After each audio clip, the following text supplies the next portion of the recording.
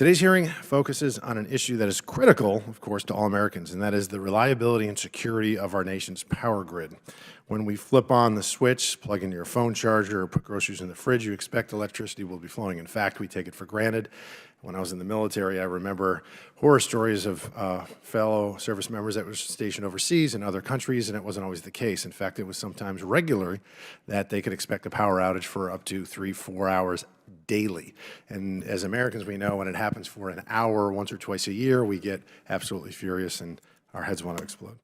So an elaborate network of power plants, transmission lines, and distribution nodes work every day to deliver electricity where and when it's needed.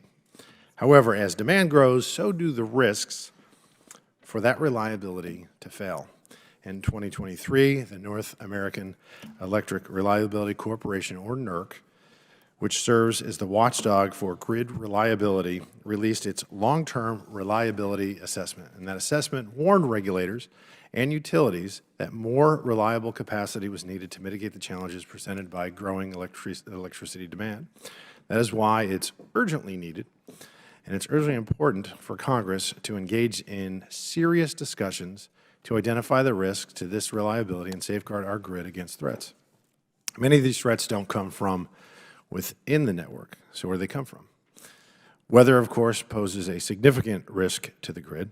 We've also seen foreign adversaries or entities sponsored by them use cyber attacks to cripple the grid, and that's something they can do from afar, half a world away. But many of these risks are caused by the federal government. New regulations proposed under this administration will strain the system and the grid's really just not prepared to handle it. Regulations, including attempts to force car companies to only, and that's the key word here, only manufacture electric vehicles, create a significant new demand on the grid, one that many experts say is completely unsustainable.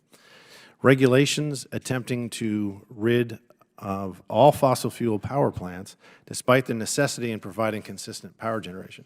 Regulations forcing more electric appliances onto the market, despite the fact that under the new standards, many of them will not work. Not to mention this administration's radical push for renewables while ignoring the need for power generation around the clock, not just when the sun is shining and, of course, the wind is blowing. What is the cumulative impact of all these regulations? Well, you have to ask this question too. Is our existing grid system even remotely prepared to deliver the volume of electricity these rush to green policies require? What do we need to do to ensure the American people have the reliable and affordable power that they need and, quite frankly, that they've come accustomed to? That's what we're here to find out. The Federal Energy Regulatory Commission, or FERC, oversees our nation's bulk power system, including generation, transmission, and distribution of power needed to maintain grid reliability. We offered FERC the opportunity to appear at today's hearing. Unfortunately, FERC declined to participate. Luckily, we have the next best thing, which is former Commissioner James Danley, who can speak to the inner workings of FERC and how they should respond to these challenges. We also are going to hear today from Mr. Travis Fisher, an expert with significant experience at FERC and in the private sector. I hope our conversations here today will be insightful and help us better look into how we can prepare for the challenges ahead and what Congress should consider when debating issues impacting the security of our power grid. I want to thank all the witnesses for coming today, and I yield to Ranking Member Bush for her opening statement. Thank you, Mr. Chairman. St. Louis and I are here today to address the safety, security, and sustainability of the nation's electrical grid. Decades of pollution and overuse and over-reliance on fossil fuels have disproportionately harmed Black and brown communities in St. Louis and throughout the world. Black children in St. Louis are 10 times more likely to visit the emergency room for asthma than white children. Air pollution billowing from coal plants makes it harder to breathe, especially for Black communities already burdened with decades of systemic and structural racism and environmental inequities. Too many children in my community suffer from asthma. Too many parents, siblings, and friends die from preventable cancers. The time for change is now. This is quite literally a matter of life and death. Soot pollution from coal-burning power plants is responsible for 3,800 premature deaths in this country every year, according to a new Sierra Club report. Just 17 coal plants are responsible for over half of those deaths, and Missouri is home to 2 of those 17. According to the report, 94 Missourians die prematurely every year due to burning coal. A separate report last year ranked St. Louis one of the 10 worst places in the U.S. for air pollution. Throughout my time in Congress, I have proudly worked toward climate-friendly policies. I continue to fight for a Green New Deal, including my own Green New Deal for Cities bill, which would provide funding directly to city, state, local, tribal, and territorial governments to respond to the climate crisis and create hundreds of thousands of green jobs in the process. One other fundamental step to mitigating the climate crisis is building a clean and renewable power grid. In the last Congress, Democrats made significant progress toward environmental justice and a sustainable power grid, including passing the Inflation Reduction Act.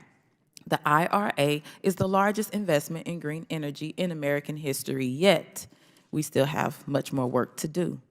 Congress must support federal regulators who step up and do their part, expand clean, affordable, and safe energy transmission, including FERC. The people of St. Louis sent me here to make sure they had clean and affordable energy that wasn't making them sick. I want to work with regulators to make that a reality. Republicans might sit here and tell you that renewable energy is a threat to our power grid, that it jeopardizes its security. This assertion is simply untrue. You know what threatens the grid? Dependent on fossil fuel? Climate change exacerbated extreme weather events. In December 2022, Winter Storm Elliott struck St. Louis, bringing bitter cold and snow that strained the power grid. While St. Louis's fossil fuel-based infrastructure froze over and failed, its wind power facilities made up the shortfall. Far too many of my constituents suffered in the bitter cold. Coal and natural gas let them down, but wind power exceeded expectations. We also cannot ignore the actions of domestic extremists, including white nationalists and white supremacists, who have violently attacked electrical grids to stoke chaos and fear. In 2022 alone, DOE reported 163 electrical emergency incidents and disturbances, including physical attacks, a 71% increase from 2021. In December 2022, a hate group attacked the power grid in North Carolina, leaving 45,000 people without electricity, shutting down a school for 5 days, and leading to one person's death. In February 2023, the Federal Bureau of Investigation filed charges against 2 domestic extremists who conspired to destroy power stations around Baltimore. Then again in 2023, in April, federal courts sentenced 2 more white supremacists for their scheme to destroy critical infrastructure to spark civil unrest. These incidents can no longer be considered isolated, outliers. Last year, Ranking Member Garcia, Ranking Member Raskin, and I sent a letter to the Federal Energy Regulatory Commission and the Department of Homeland Security on extremism and energy terrorism. I am pleased that FERC is taking these threats seriously. Our government must ensure these attacks don't happen again. The people of St. Louis should be able to trust that the federal government takes every action to secure the power infrastructures that connect their homes, their schools, their offices, and their hospitals. Access to these basic utilities is a human right. That's why I have introduced the Recognizing Access to Utilities as a Human Right resolution. My bill would recognize access to water, sanitation, electricity, heating, cooling, public transit, and broadband communications as basic human rights, and public services that must be accessible, safe, acceptable, sufficient, affordable, justly resourced, and sustainable, climate resilient, and reliable for every single person. People shouldn't have to risk their health, safety, and well-being in order to keep the lights on. My constituents need to know that when they flip a switch, the lights and the heat will go on, and it won't cost them a fortune. We need to get renewable energy onto the grid to reduce emissions. We need a power grid that can endure the extremes of the climate crisis. Thank you.